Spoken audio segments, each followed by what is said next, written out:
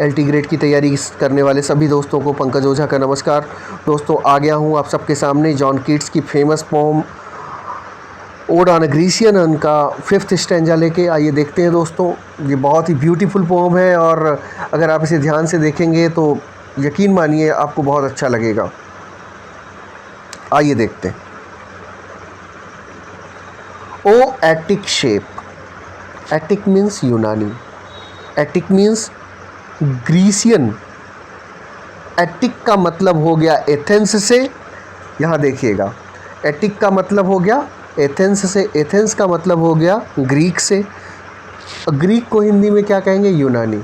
ओ attic shape, तो अर्ण को संबोधित किस नाम से कर रहे हैं? एटिक शेप नाम से यहाँ पे जॉन कीट्स कर रहे हैं। फेयर एटीट्यूड, फेयर एटीट्यूड का मतलब ब्यूटीफुल। कहने का तात्पर्य ये है कि इस लाइन में जॉन कीट्स कह रहे हैं कि O urn, you are beautiful piece of Greek art, you are beautiful piece of Greek art. कि हे अर्ण, हे अस्थि कलश, तुम, फेयर एटीट्यूड मतलब सुंदर, beautiful, piece of Greek art हो मतलब तुम ग्रीक आर्ट का बहुत सुंदर नमूना हो। Attic means Greek. With breed of marble men and maidens,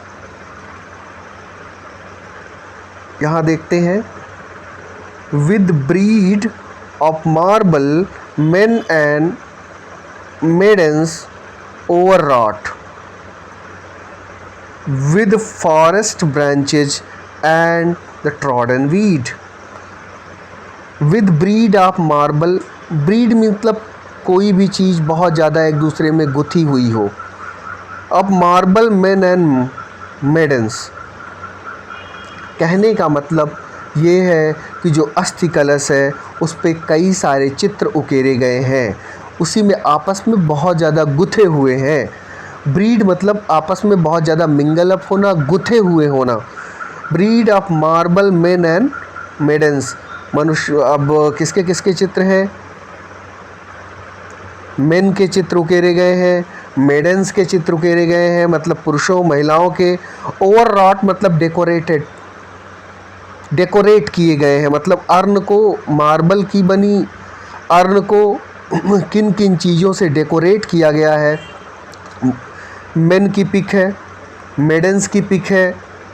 हाँ, ये ओवररॉट है मतलब इतना कई चीज़ें जो कि उसमें उकेरी गई हैं तो सजाई गई हैं। अस्थि कलश को मनुष्यों के, मेन के, मेडन्स के पिक से सजाया गया है। ओवररॉट मीन्स डेकोरेटेड किया गया है। With forest branches and the trodden weed, और क्या है? फॉरेस्ट ब्रांचेज है। और अर्ण पे क्या क्या चीज़ है? फॉरेस्ट ब्रांचेज है मतलब जो जंगली वृक्ष हैं, जंगल के वृक्ष हैं वो उकेरे गए हैं। कहाँ पर? यूनानी अस्थि कलश में, ग्रीसियन अर्ण पर ये उकेरे गए हैं। Forest branches and the trodden weed. Trodden weed का मतलब दोस्तों, ट्रोडन वीड का मतलब यहाँ पर हो गया जो ट्रैम्पल्ड एक तरह से वीड होते हैं, जो खरपतवार है, जो पैर के नीचे आ जाते हैं तो वो जैसे एक दबे से हो जाते हैं, उनका मतलब है। ट्रोडन मतलब पैर के नीचे दबे हुए, वीड मीन्स खरपतवार, मतलब इनका भी अर्ण में ये सब भी उकेरे गए हैं। अर्ण पर क्या क्या उकेरा गया है दोस्तों, फिर से देख लेते हैं। जॉन कीट्स कहते हैं अर्ण को ब्यूटीफुल कहते हैं और कहते हैं तुम यूनानी कला का सर्वोत्तम नमूना हो। एटिक शेप कहते हैं, ओ एटिक शेप, फेयर एटीट्यूड मतलब सुंदर हो। विद ब्रीड, ब्रीड मतलब गुथे हुए हैं बहुत सारे चित्र एक दूसरे में। कैसे? आप मार्बल मेन एंड मेडन्स, जो संगमरमर की बनी हुई अस्थि कलश है उसमें क्या क्या है? मेन उसमें दिखाए गए हैं, मेडन्स दिखाई गई हैं। ओवररॉट मीन्स डेकोरेट किए गए हैं या डेकोरेट किए गए हैं, ओवररॉट। विद फॉरेस्ट ब्रांचेज, जो जंगली पेड़ की शाखाएं हैं, जंगली वृक्ष हैं, उनको उकेरा गया है। एंड द ट्रॉडन वीड मतलब जो खरपतवार हैं, जो पैर के नीचे दब जाते हैं, उनको, उनके चित्र बने हुए हैं। Thou silent form, thou silent form, dost tease us out of thought, thou silent form का मतलब the silent shape of the urn. Silent form क्यों कहा गया? क्योंकि अर्न तो साइलेंट ही है ना।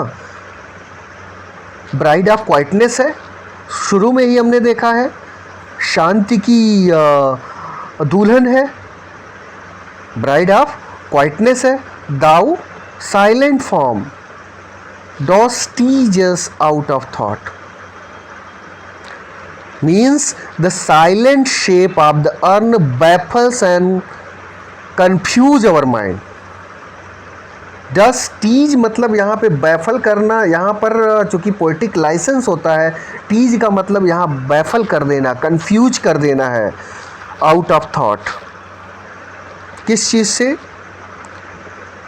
Means the silent shape of the earn baffles and confuse our mind,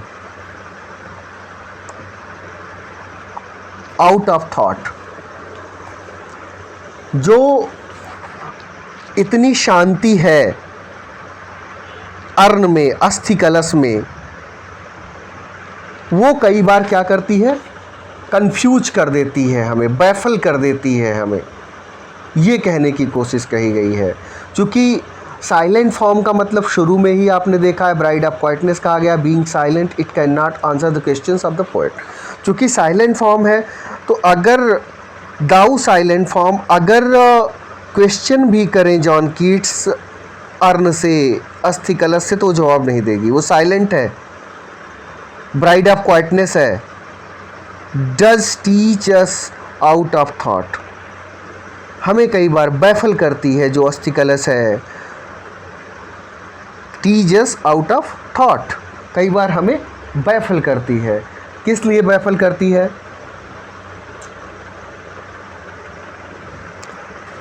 as doth eternity, उसी प्रकार बैफल करती है, परेशान करती है जैसे एटर्निटी। कहने का मतलब जिस तरह एटर्निटी के रहस्य को जाना कठिन है, उसी प्रकार अस्थि कलश के रहस्य को भी जानना कठिन है। मीन्स जिस प्रकार हमें इनफाइनाइट या इटर्नल चीज़ कोई बैफल करती है, कंफ्यूज करती है हमारे ह्यूमन माइंड को, हमारे ह्यूमन थॉट को, उसी प्रकार जो मार्बल अर्न है, संगमरमर की बनी हुई अर्न है, वो हमारे अंदर फीलिंग्स लाती है जो समझ के बाहर की चीज़ है, आउट ऑफ थॉट, जो कि समझ के बाहर की चीज़ है। आउट ऑफ थॉट मीन्स समझ के बाहर की चीज़। Thou silent form doth tease us out of thought as doth eternity. जिस प्रकार, एक इस तरह भी समझें कि हम एटर्निटी को नहीं समझ सकते, जिस प्रकार एटर्निटी हमारे आउट ऑफ थॉट है, उसी प्रकार हे अस्थि कलश, ये तुम्हारा जो साइलेंट फॉर्म है, ये जो तुम्हारा शांत रूप है, ये हमारी समझ से बाहर है, जॉन कीट्स कहते हैं। कोल्ड पास्टोरल, कोल्ड पास्टोरल का मतलब, कोल्ड पास्टोरल कई कारणों से कहते हैं। अगर हम कोल्ड पास्टोरल की बात करें तो कोल्ड पास्टोरल क्यों कहते हैं? क्योंकि सब चीज़ें जो कि अर्न में उकेरी गई हैं वो रियल में तो नहीं है, वो उकेर दी गई हैं, उनका कि कोई लिविंग एग्जिस्टेंस तो है नहीं, तो इसलिए क्या कहा गया? कोल्ड पास्टोरल कहा गया। इसीलिए यही कारण है कि कोल्ड पास्टोरल कहा गया।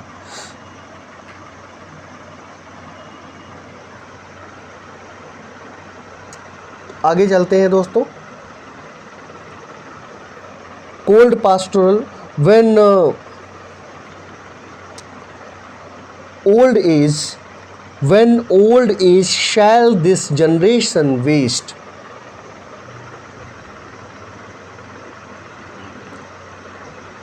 when old age shall this generation waste, कि जब एक हमारी जनरेशन युवा अवस्था को क्रॉस करके वृद्धावस्था तक पहुंच जाएगी। When old age shall this generation waste।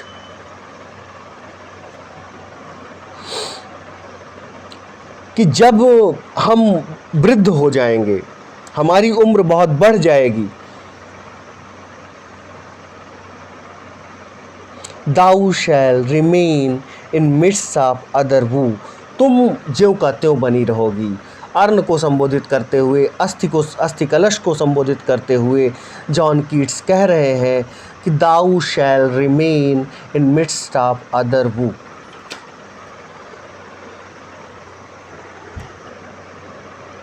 कि जब उम्र बढ़ेगी लोगों की, लोग वृद्ध होंगे, तब भी तुम ज्यों का त्यों बनी रहोगी हमारे दुख सुख के बीच में। अमिड्स ऑफ अदर वू, दुख भी रहेंगे और बहुत सारी चीज़ें रहेंगी, लेकिन तुम्हारा एग्जिस्टेंस रहेगा। Than ours a friend to man, than our a friend to man. कहने का मतलब इन लाइनों में जॉन कीट्स ये कहते हैं, पहली चीज़ तो कोल्ड पास्टोरल कहते हैं, यहाँ फिर से देख लीजिएगा, कोल्ड पास्टोरल कहते हैं। कोल्ड पास्टोरल कहने का मतलब ये है कि वो ये रिमाइंड करा रहे हैं हमें कि जो अर्ण पे बने हुए चित्र हैं वो रियल क्रीचर्स नहीं हैं, कोल्ड पास्टोरल्स हैं। मतलब जो भी चित्र उकेरे गए हैं वो रियल नहीं हैं, लिविंग क्रीचर्स नहीं हैं। और ये भी कहते हैं कि भाई अर्ण जो है simply a piece of marble है, एक संगमरमर है, उसमें कुछ रूरल सीन्स बने हुए हैं उसके साइड्स पे, लेकिन फिर भी भले ही वो एक डेड मार्बल है, लेकिन उसमें एक आर्टिस्टिक परमानेंस है। Okay, when old as, artistic permanence की ही बात यहाँ कर रहे हैं। अगर हम देखेंगे when old age shall this generation waste, कि जब इस जनरेशन के लोग बुढ़े हो जाएंगे, दाउ शैल रिमेन, कि मतलब चूंकि वर्क ऑफ आर्ट है तो ये परमानेंट रहेगा, तुम रहोगी, दाउ शैल रिमेन। कि जब वर्तमान के लोगों के बुढ़े हो जाएंगे तो तब भी अर्ण जो है अनचेंज रहेगी, वो बुढ़ी नहीं होगी, वो ज्यों का त्यों रहेगी। तो यहाँ पर John Keats permanence of arts को दिखाते हैं। दूसरे शब्दों में अगर मैं कहूँ तो जो अर्ण है, जिसके लिए यहाँ दाऊ शब्द आया है, वो अनचेंज रहेगी। हमारे कब अनचेंज रहेगी? हमारे दुखों के बीच में, हमारे सुखों के बीच में। यहाँ दुख की ही चर्चा है, वो की चर्चा है। मतलब जनरेशंस पास होती रहेंगी, लोग वृद्ध होते रहेंगे, लेकिन अर्ण ज्यों की त्यों बनी रहेगी। दाउ शैल रिमेन मिड्स ऑफ अदर वो। Then ours, a friend to man, man to whom thou sayest, the urn will soothe and comfort the mankind with his beauty. Other woo than ours, a friend to man to whom thou sayest। यहाँ पर John Keats अर्ण को मनुष्य की दोस्त बताते हैं, और अर्ण जिस प्रकार एक मित्र आराम पहुंचाता है, जिस प्रकार एक मित्र कंफर्ट देता है, उसी प्रकार जो अस्थि कलश है, ये संगमरमर का बना हुआ, मनुष्यता, पूरी मनुष्य जाति को अपनी सुंदरता से कंफर्ट देता रहेगा। अ फ्रेंड टू मैन, मतलब ये मार्बल क्या है?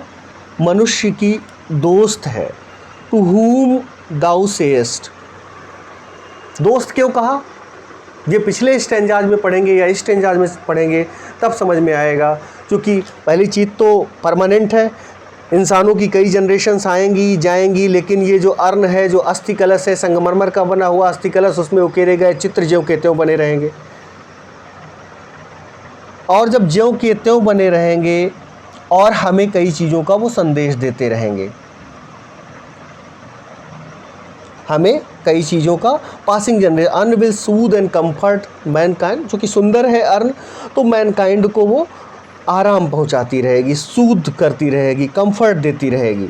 और क्या कहेगी, क्या मैसेज देगी, whom thou sayest beauty is truth, truth beauty, that is all ye know on earth and all ye need to know. Beauty is truth and truth beauty. और क्या जो संदेश कन्वे किया जाएगा कि what ever is beautiful must also be true and what ever is true must also be beautiful, कि जो चीज सुंदर है वो सत्य होगी ही होगी, और जो सत्य है वो सुंदर होगा ही होगा।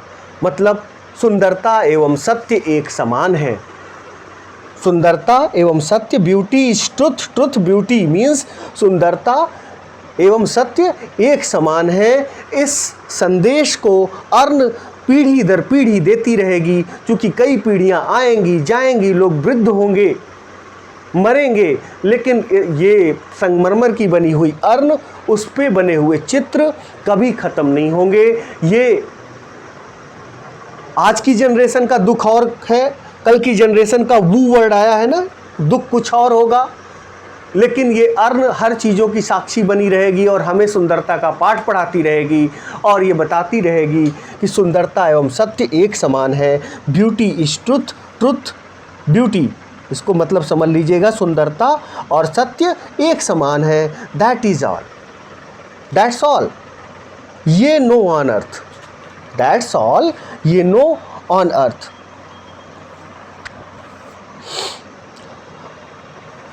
जो ट्रुथ और ब्यूटी के बीच ये रिलेशन है कि दोनों एक दूसरे के सिनोनिमस है, यही एसेंस है ह्यूमन बीइंग का।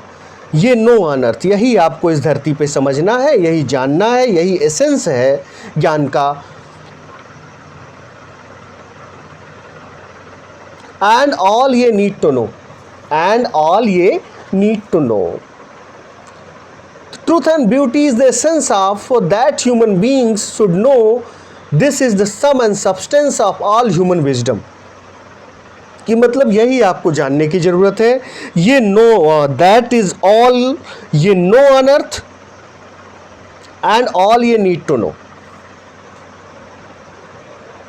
कि यही जीवन का रहस्य है जो हमें समझना है, और यही सम एंड सब्सटेंस है ह्यूमन विजडम का, मानव बुद्धिमत्ता का, कि वो ये चीज़ की अंडरस्टैंडिंग रखे, समझ रखे, जागरूकता रखे कि सत्य और सुंदरता क्या है, एक समान है।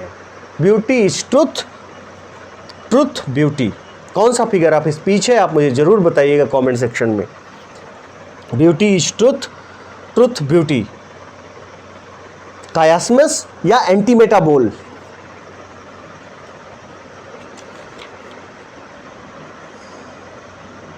तो दोस्तों ये कीट्स के 5वां स्टैंजा था। मैंने अपने ढंग से इसकी व्याख्या करने की कोशिश की। दोस्तों आई होप आपको पसंद आया होगा। 101 और 102 लगभग फीवर रह रहा है। जब मेडिसिन खा लेता हूँ तो वो फीवर उतर जाता है, तो मैं आपके लिए वीडियो रिकॉर्ड करने की पूरी कोशिश करता हूँ। और मुझे अफसोस है कि मैं आज सुबह वीडियो आपको नहीं दे पाया, लेकिन शाम को मैं दे रहा हूँ, इसको ध्यान से आप देख लीजिएगा। थैंक यू वेरी मच दोस्तों।